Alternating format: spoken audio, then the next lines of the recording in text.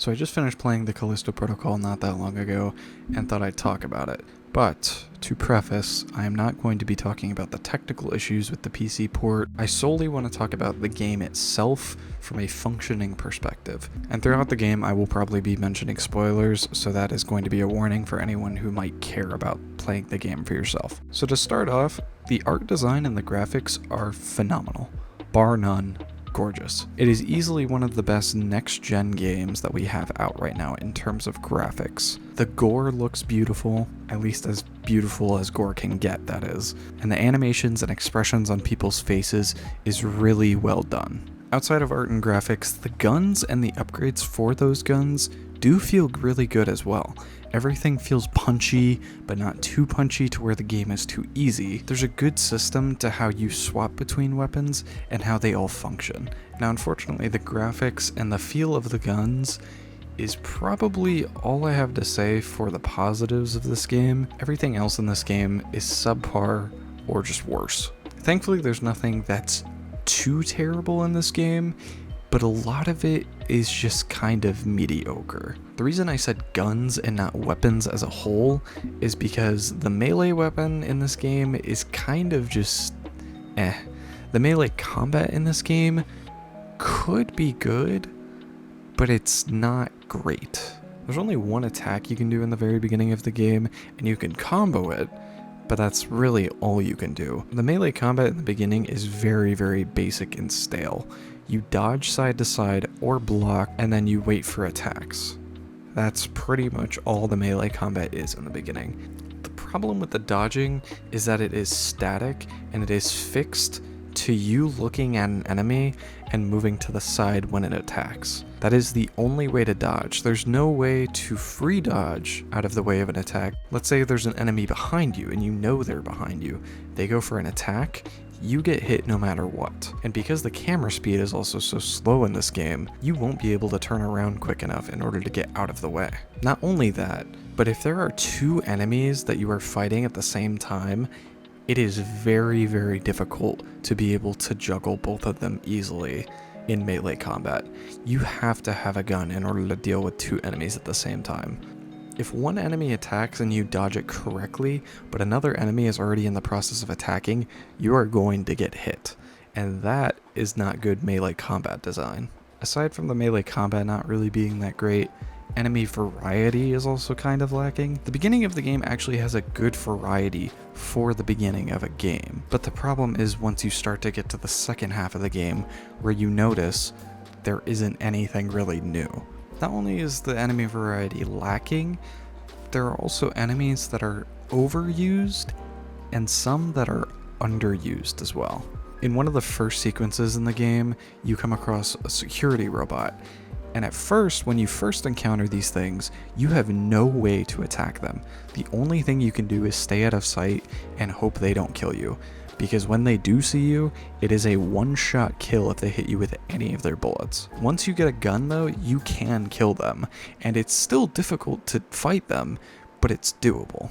However, I only remember killing maybe 2 or 3 in the entire game, and then they are just wiped from the face of the earth, at least as enemies. Then there are also these crawling biophage that explode when you hit them or when they get too close to you.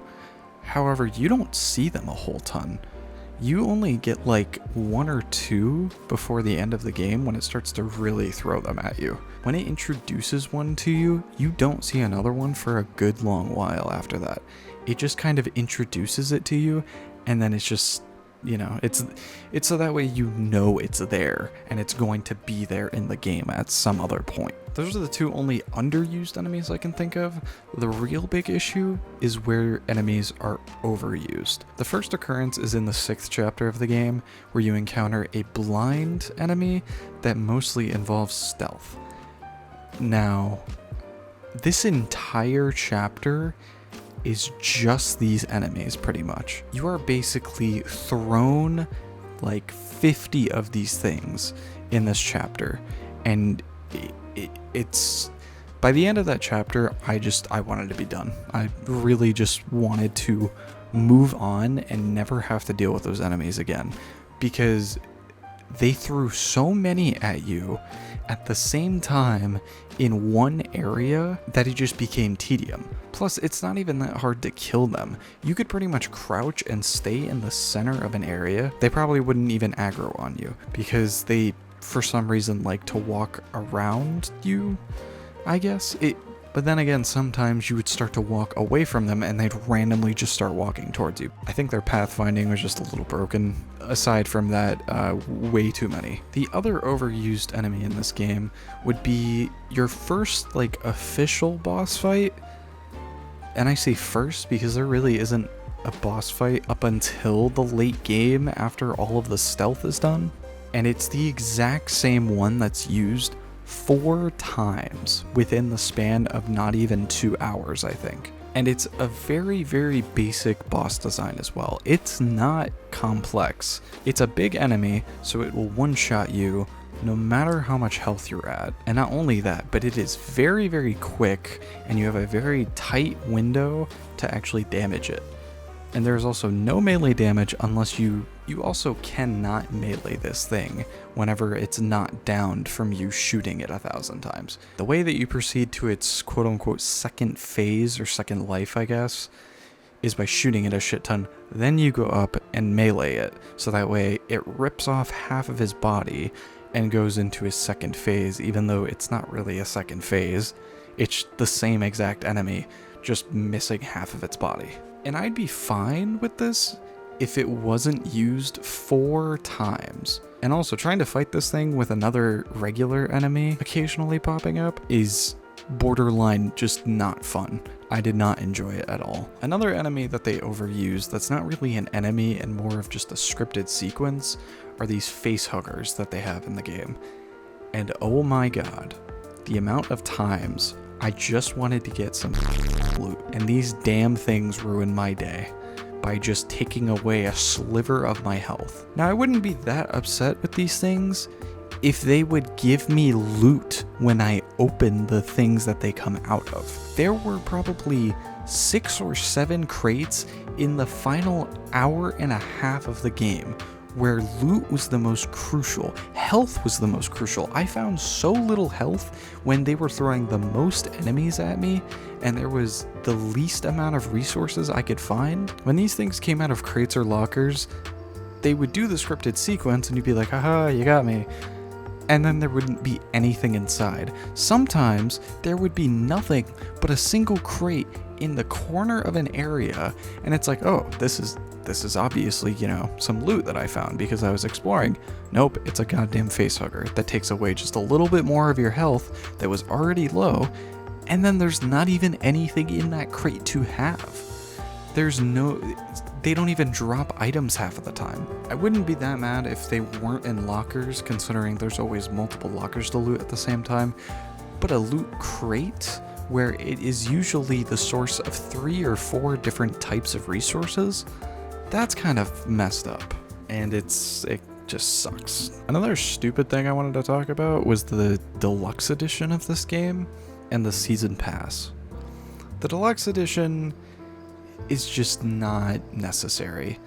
This game was built as a 8 to 10 hour single player experience with very little replayability. Currently there's no New Game Plus, but apparently they'll be adding it in the future, and it seems like there's going to be more story DLC in the future. But why did they have to lock death animations behind a paywall?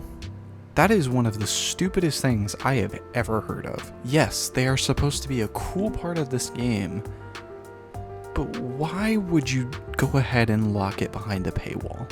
Not only that, but of course they have to have skins in this game too, you know, because why wouldn't they?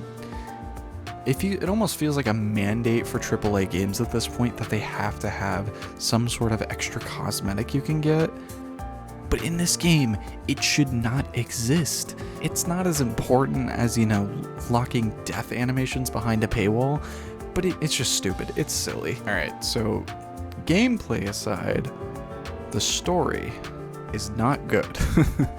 I really like the actors that they brought in to do this game.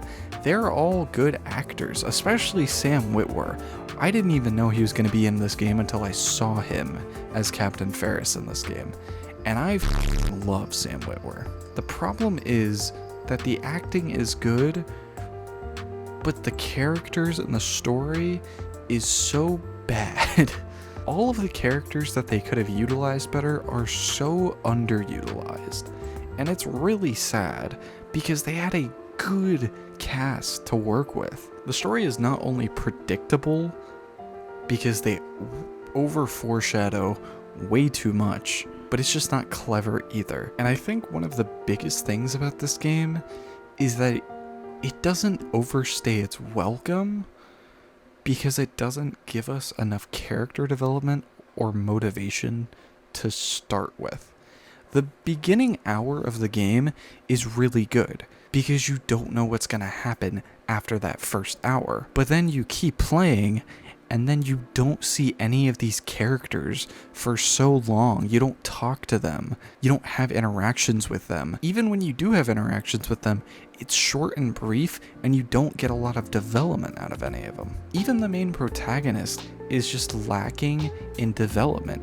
It doesn't do anything with the character. He's just kind of used to push through the already mediocre story. And I think part of the problem with that character development is that the game forces you to always be alone when you are fighting things.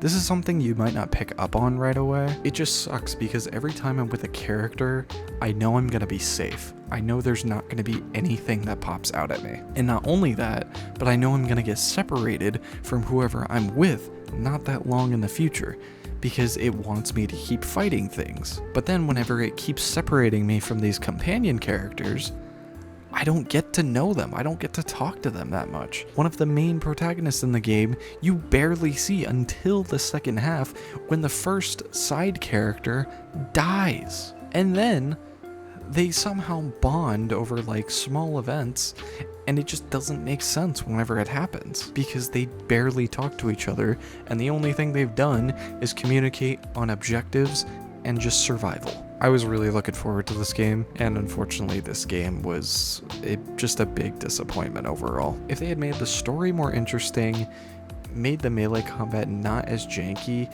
and gave like a couple more enemies into it, it would have been probably a fine game. I'd give it like, I don't know, probably like a 6 out of 10, maybe 5 if I were to give it a number score, but I don't really think like that anyway. But anyway, that's all.